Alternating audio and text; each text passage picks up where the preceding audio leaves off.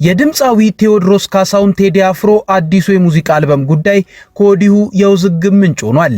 የመንግስት ባለስልጣናት ሳይቀሩ ባልወጣው አልበም ላይ ትችትን ሰንዝረዋል። አርቲስቱ ሐሙስ ስለሚያወጣው አልበም ማክሰኞ የተጠራው ጋዜጣዊ መግለጫም ታግዷል መባሉ ተሰምቷል። እናየዋለን።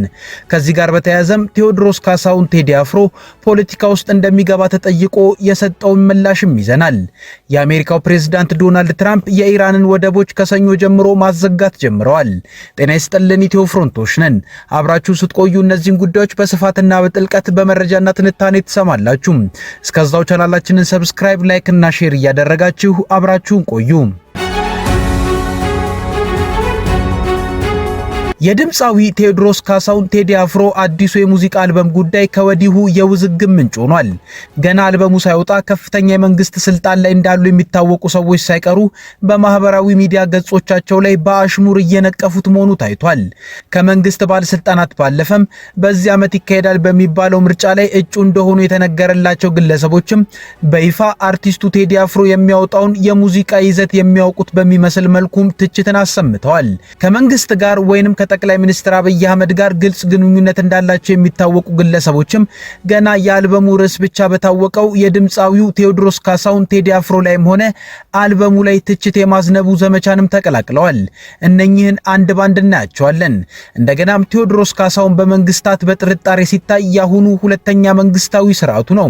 ታዲያ በዚህ ደረጃ በመሪዎች ከባድ ጥርጣሬ ውስጥ የወደቀው ከጥበብ ስራው ባለፈ ፖለቲካ ውስጥ ይገባል ተብሎ ስለሚሰጋ ነው ወይንስ?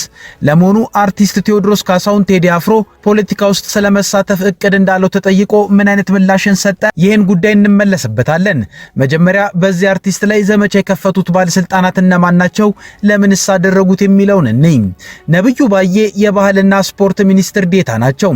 በፌስቡክ ገጻቸው ላይ ያልወጣውን የቴዎድሮስ ካሳሁን ቴዲ አፍሮ አልበምንና ራሱ ቴዲ አፍሮን በእግር ኳስ በመሳሰሉ ምሳሌዎች ለመንቀፍ ሞክረዋል።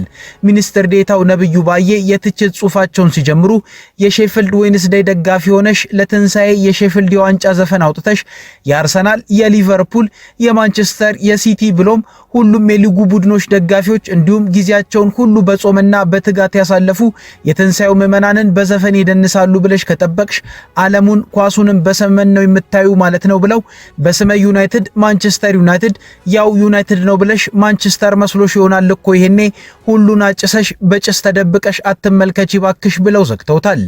እንግዲህ ሚኒስትር ዴታው ነብዩ ባዬ በትክክል ምን ብለው ቴዲ አፍሮን ለመተቸት እንደፈለጉ ግልጽ ባይሆንም የጽሁፉ የነቆራ ማከል ግን ራሱ ቴዎድሮስ ካሳሁን መሆኑ ግልጽ ነው። ከጽሁፉ ይዘት ለመረዳት እንደሚገመተው ግን ታች ደረጃ ላይ ሆነ ልትተቸው የተዘጋጀው አካል አይመጥንህም፣ ደረጃህን እወቅ፣ ጊዜው ተቀይሯል ለማለትም ይመስላል። ቀድሞ ቴዲ አፍሮን በመተቸት ጨዋታውን ያስጀመረው የሙዚቃ አቀናባሪ እንደነበር የሚታወቀውና በዚህ ዓመት ይደረጋል ተብሎ በሚጠበቀው ምርጫ ገዢው ፓርቲ ብልጽግናን ወክሎ ለአዲስ አበባ ምክር ቤት የሚወዳደረው ካሙዙ ካሳ ነው።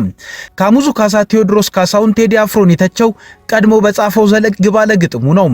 በግጥሙ ውስጥ ቴዎድሮስ ካሳሁን ሀገሬ ሀገሬ የሚለው ለሳንቲም ለቀማ እንደሆነ ስራ የሚሰራን መንግስት ባደንዛዥ እጽና መጠጥን አውዞ እንደሚተች አድርጎ አቅርቦታል።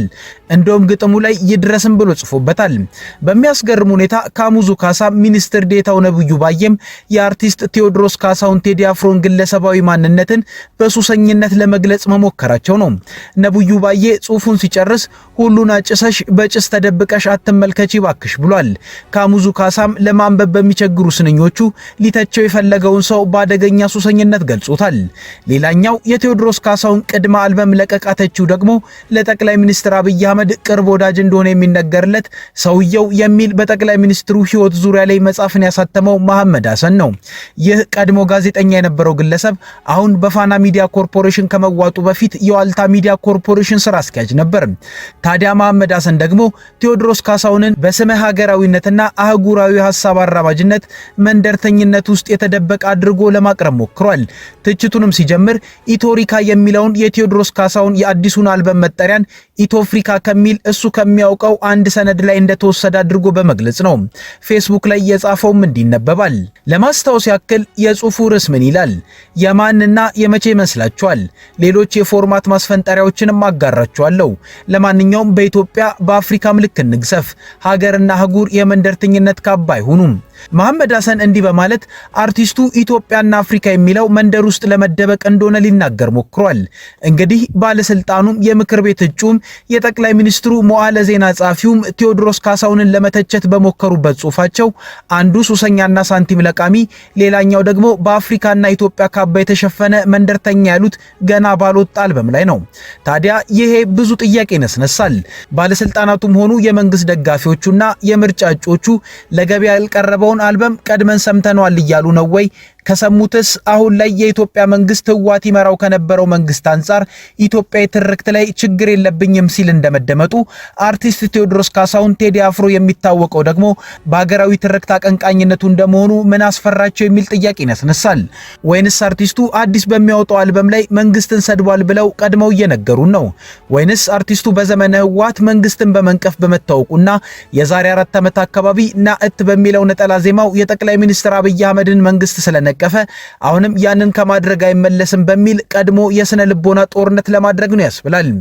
ሆኖም ቴዲ አፍሮ ሐሙስ ዕለት አወጣዋለሁ ባለው አልበም ላይ መንግስትን ሊነቅፉ ይችላሉ የሚባሉ ሙዚቃዎችን እንዳካተተ ኢትዮ ፍሮንት በራሷ ያላረጋገጠቻቸው መረጃዎች ተሰምተዋል። አንዱ የአርቲስቱ ማክሰኞ ዕለት ለመስጠት ያቀደው መግለጫ ተከልክሏል በመባሉ ሲሆን፣ ሌላኛው ደግሞ አልበሙ ቀድሞ ይለቀቅበታል የተባለው የሰዋሰው መተግበሪያ የአልበሙ መለቀቂያ ሲደርስ አርቲስቱ አልበሙን በሰዋሰው ላይ እንደማይለቀው ታውቆ ቀድሞ የተቀበለውን ክፍያ መመለሱ ነው። ቴዲ አፍሮ ከሰዋሰው ጋር የተፋታውም የመተግበሪያው ባለቤቶች አልበሙ ውስጥ ያሉትን 3 ዘፈኖች ስላልፈለጓቸው ነው ተብሏል። የሆነ ሆኖ ከአልበሙ ቅድሚያ እየታዩ ያሉ ነገሮች በቀጣይ ቀናት በርከት ያሉ ውዝግቦች እንደሚኖሩ አመላካች ነው። ቴዎድሮስ ካሳሁን ቴዲ አፍሮንም ከተከታታይ መንግስት ጋር መፋጠጥ ውስጥ የገባ ያደርገዋል። ህወሓት ይመራው በነበረው መንግስት ጊዜም 1997 ዓ.ም ላይ ባወጣው ያስተሰርያል አልበምና በተከታታይም ኢትዮጵያን አስመልክቶ በሚዘፍናቸው ዘፈኖች የቀድሞ ስርዓት ናፋቂ በሚል በመንግስት ሰዎች ይተች ነበር። ይሄ ነገር አሁንም የቀጠለ ይመስላል። እዚህ ጋር ግን አንድ ጥያቄ ከቴዎድሮስ ካሳሁን ቴዲ አፍሮ ፖለቲካዊ ሙዚቃዎች ጋር በተያያዘ ይነሳል። ፖለቲካን አስመልክቶ መንግስታትን እየነቀፈ የሚያቀነቅነው ለዜጎች መብት ስለሚቆረቆር ብቻ ነው ወይንስ የጥበብ ቆይታውን ሲጨርስ ፖለቲካን ለመቀላቀል ስለሚፈልግ? ከመቋረጡ በፊት የቮይስ ኦፍ አሜሪካ የአማርኛ አገልግሎት ጋዜጠኛ የነበረችው ጽዮን ግርማ ለቴዎድሮስ ካሳሁን ቴዲ አፍሮ ይህንኑ ጥያቄ አንስታለት ነበር። ቆይታቸው የነበረውም የዛሬ 9 ዓመት ኢትዮጵያ የሚለውን አልበም ያወጣ ጊዜ ነው። በዚሁ ቃለ ምልልስ ላይ ስለ አልበሙ ካወሩ በኋላ ጋዜጠኛ ጽዮን ግርማ ቴዎድሮስ ፖለቲካ ውስጥ የመሳተፍ ዓላማ አለህ ወይ ስትል ጠይቀዋለች። እሱም የሰጣት ምላሽ ይኸው ነው። ቴዲ ከዘፈን ውጪ እንደው ፖለቲካ ውስጥ የመግባት የመሳተፍ ንግግር የማድረግ እቅድ አለ ወደፊት? አሁን ምንም የመለሽ ነገር የለም። ይህ ማለት እቅድም ሊኖረኝ ይችላል ላይኖረኝም ይችላል ማለት ነው። እኔ መልስ ጥያቄ ጠይቀሽኝ መልስ ሰጥቻለሁ።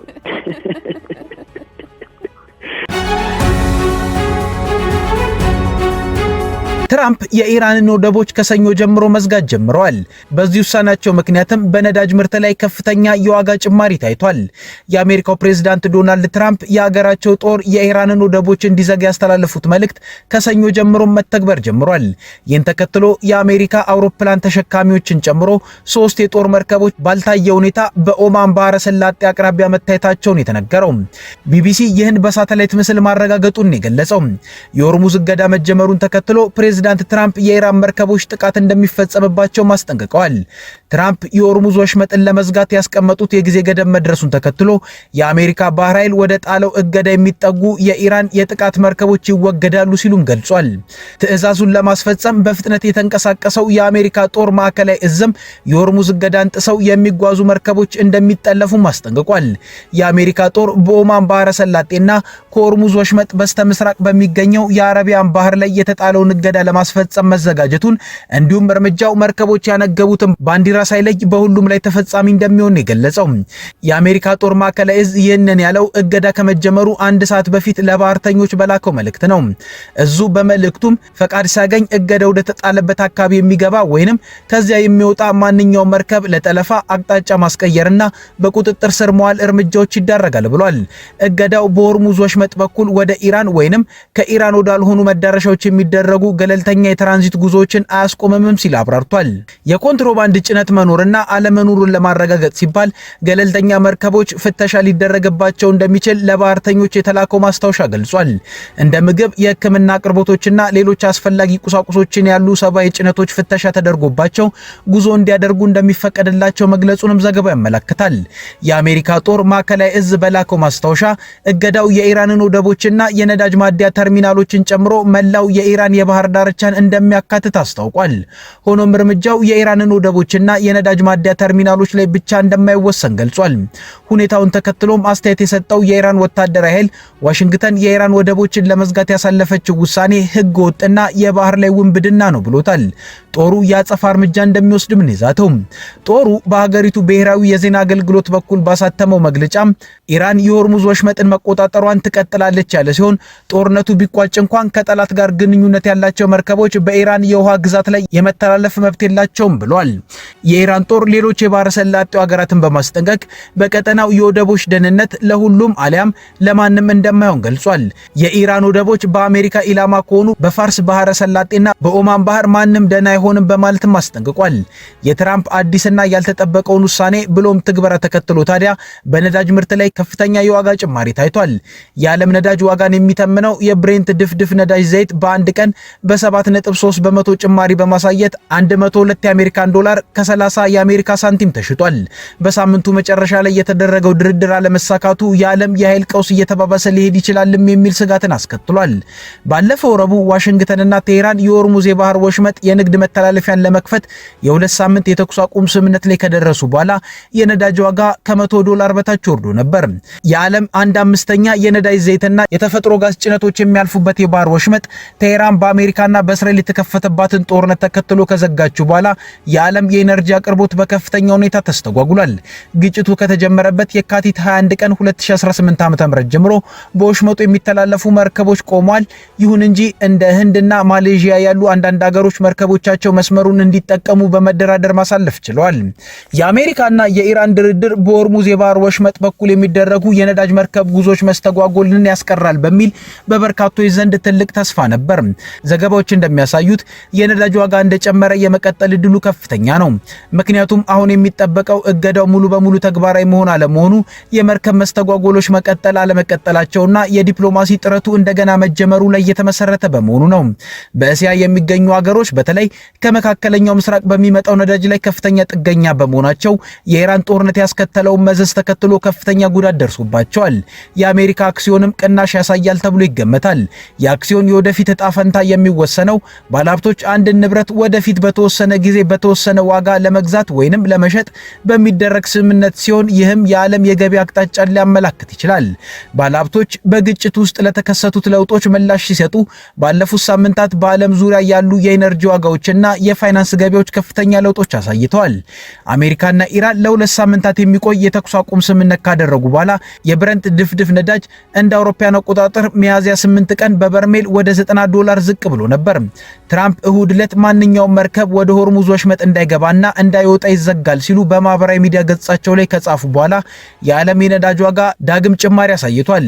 ይህን ሁሉ ጣጣ ይዞ የመጣው የሀገራቱ ጦርነትን ለማስቆም እየጣረች ያለችው የፓኪስታን ጠቅላይ ሚኒስትር ሼባዝ ሻሪፍ ጉዳዩን አስመልክተው ባስተላለፉት መልእክትም አሁንም ጦርነት ለመቋጨት የሚደረገው ጥረት መቀጠሉን ተናግረዋል። የተኩስ አቁሙ አሁንም ዘልቋል።